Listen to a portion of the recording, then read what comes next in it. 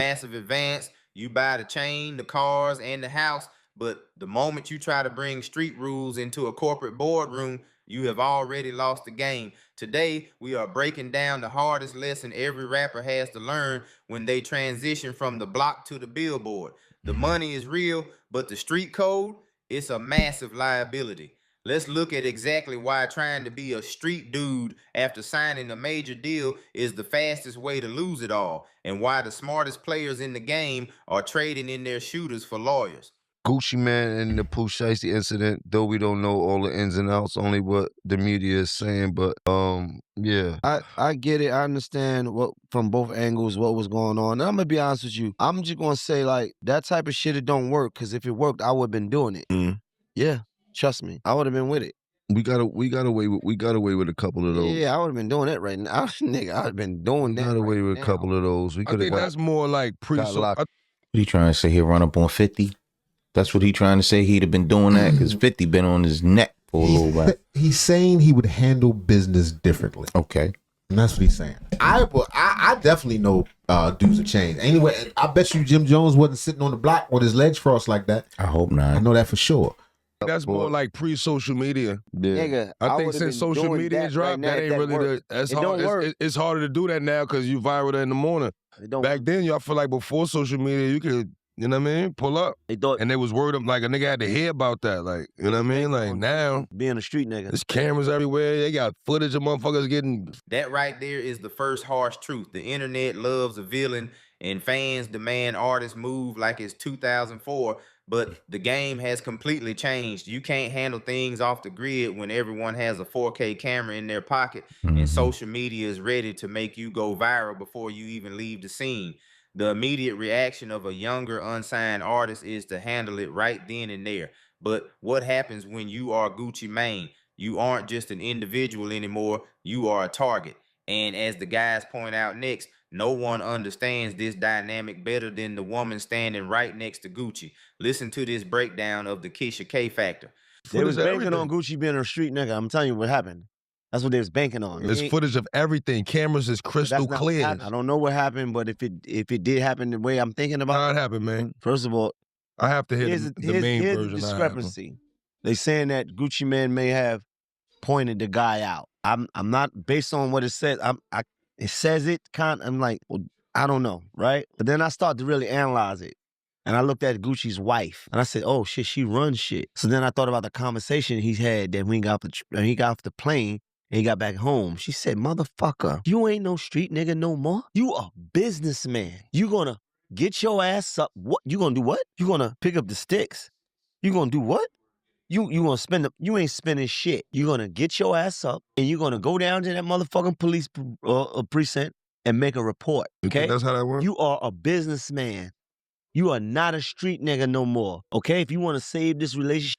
I'm going to go further than that. I think that's the intelligent thing for him to say, period. No doubt, 100%. Don't try to put it over on just his lady. I'm sure she felt that way, but if he has any sense at all, that's how he should feel. That's how any of y'all in that room should feel. But son, that's probably an easy out for them. Like, yo, his lady, you know what I mean? Just to say, well, Gucci Mane, if it was Gucci Mane in the street, like, yo, his lady, nah. You're right. The right thing to do is, as being a civilian, as being a businessman, hey, man. Even if Gucci did him dirty in the business deal, I still feel like that. I still feel like that. I'm going to tell you why. Because you handle it through the courts.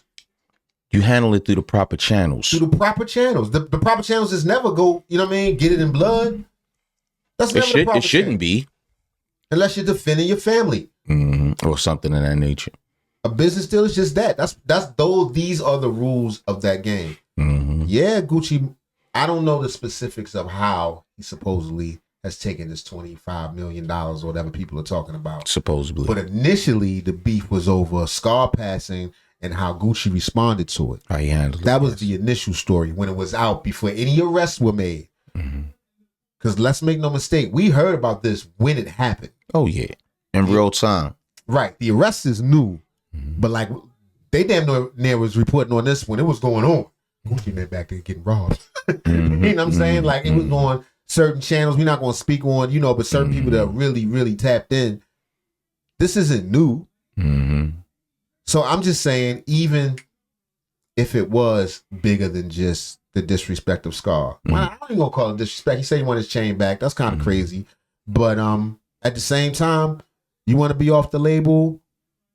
If that was what the initial beef was about, you do that through the courts. So you use other incentive. It's a lot of tricky ways, but you just don't break the law. No doubt.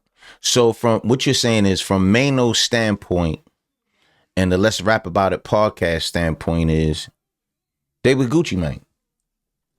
Is that what he trying to say? Is that from Maino's standpoint, he's with Gucci Mane? He playing the fence. They some more fence riders. They don't want to say it. You outgrew it. You're not in the streets. Maino just standing here. All Maino's standing here doing is reinforcing his resume. You know me. We know you've been in jail a bunch. No. But then he said, from his standpoint, he looked at it. He saw the interview with his lady, with Gucci Mane's lady. And Maino was like, look, man, I understand. This lady running this joint. You're going to take your ass down there and put in a police report. That's what I mean by he playing the fence. He ain't willing to come out just be like, yeah, Gucci should have called the police. It doesn't matter. Right. It doesn't matter. It should have been a firm decision from Gucci as an adult. Not the goon, not the street, East Atlanta. And, you know, he did say a bunch of stuff. This is a good time to rebuke that. Shit. Like Christianity. Say you turned over a new leaf. So cut it out, son. Yep. And they got the fucking wedding band, you're going to get that back. That's what I believe happened. To a lot of fans commenting on Instagram, that sounds like crossing the ultimate line. It sounds like a complete violation of everything the culture claims to stand for. But when you look at it through the lens... And that's crazy. That's what we stand for, the streets. Everything the culture stands for. Now, these be the same people when you turn around and say the culture's trash, the culture's criminal, the culture is breeding a poor type of human being. They'll say, oh, no, it's not. But we stand for a code that only protects criminals. Not calling the police only protects criminals. Makes no sense. I can't think of one law-abiding person that benefited from someone failing to call the police. Ends of generational wealth and long-term survival, it makes perfect sense. Keisha K didn't just see a street altercation. She saw a direct threat to their entire operation. She recognized that the empire they built, the record label, the brand partnerships, the real estate, is way too big to risk over ego and neighborhood politics. The people cutting the massive advance checks, she did a the bit with major them labels, already. the corporate sponsors, and the distributors don't care about who has the most street credibility. They care about risk management and liability. When you transition from a local artist to a global brand, your inner circle has to evolve too. Keisha played her position not just as a wife, but as a chief operating officer protecting a multi-million-dollar corporation. All facts. She understood that playing into the internet's expectations is the absolute fastest way to lose everything you've worked for.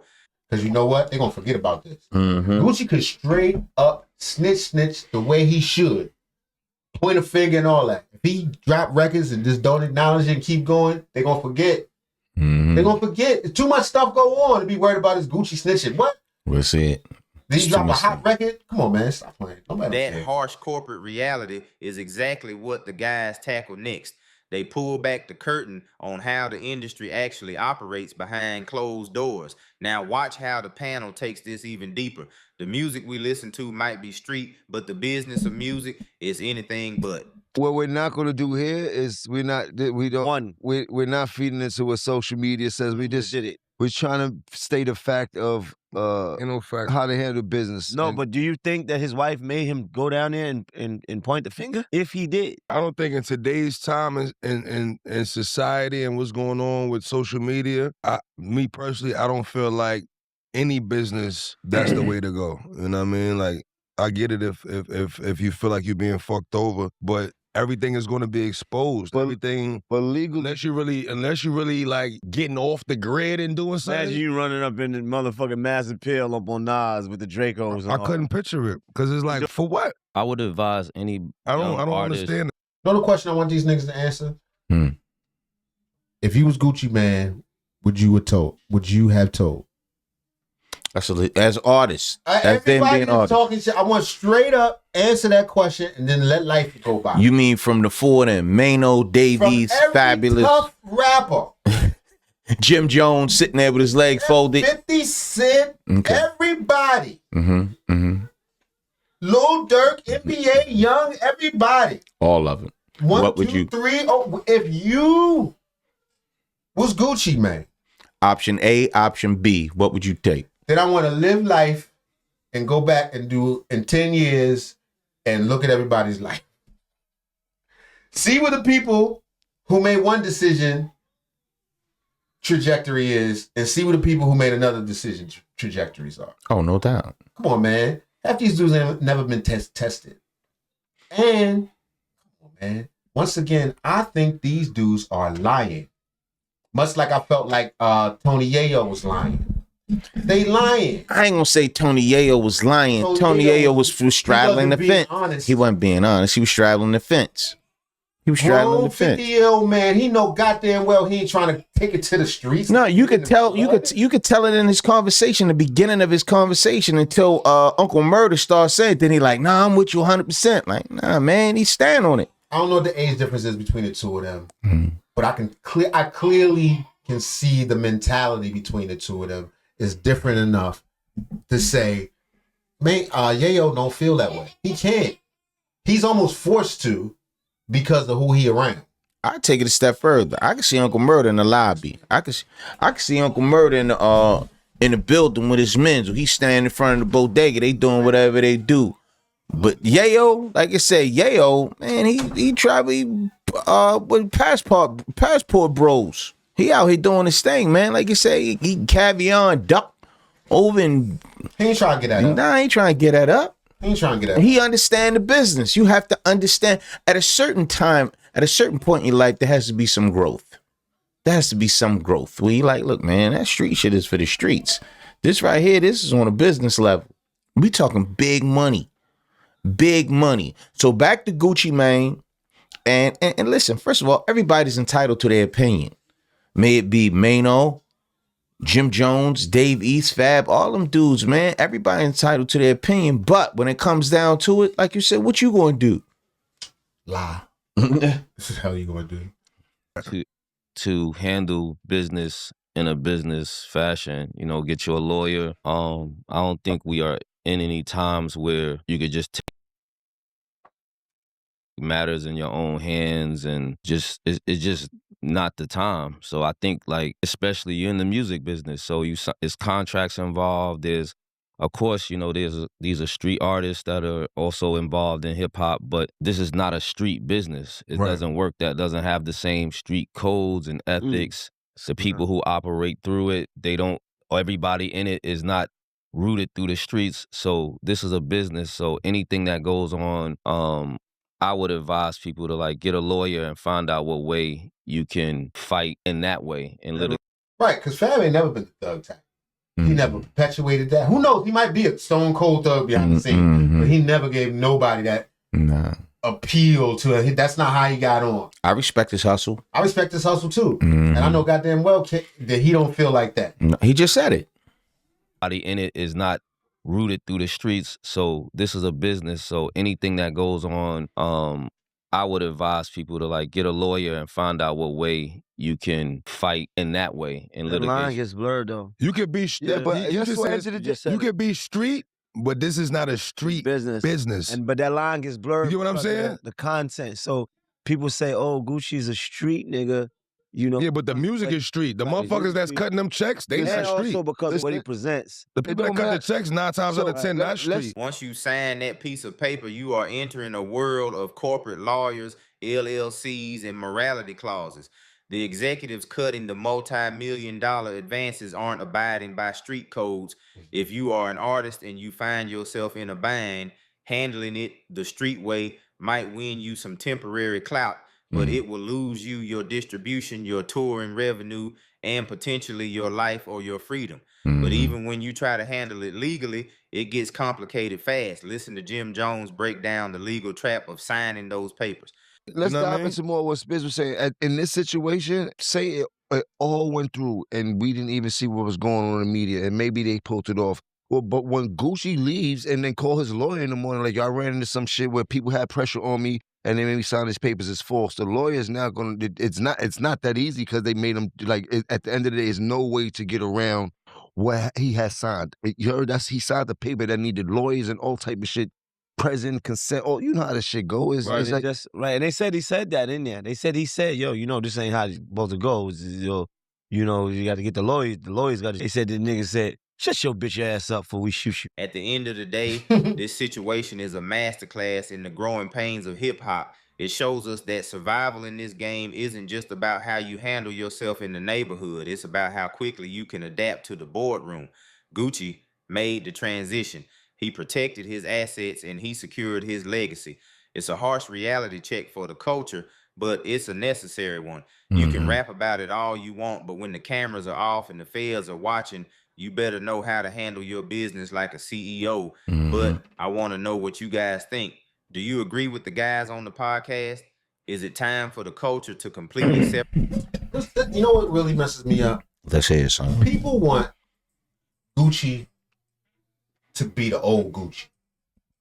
People say, yo, the old Gucci wouldn't have did this, the old Gucci wouldn't have done that. But what you don't understand is that the old Gucci was crazy. Right. He said that. He had some psychological issues. Schizoid. Yeah. A schizophrenic man. You want this man to make the decisions of a schizophrenic man. I believe that people that want that to happen are simple proof that the culture is toxic. Oh, the culture is definitely toxic. When the decisions of a crazy schizophrenic man are considered normal and acceptable, come on, man. The whole society is insane. Yeah. I mean, it's ways you handle things, and that ain't the way like you a handle schizo? Gucci ain't got nothing to prove. Gucci, as far as the streets go, from what we know, Gucci Mane ain't got nothing to prove in them streets, man. He a real street dude in his past. Now he in another place in his life, man. I'm sure at one time, many of us felt that way.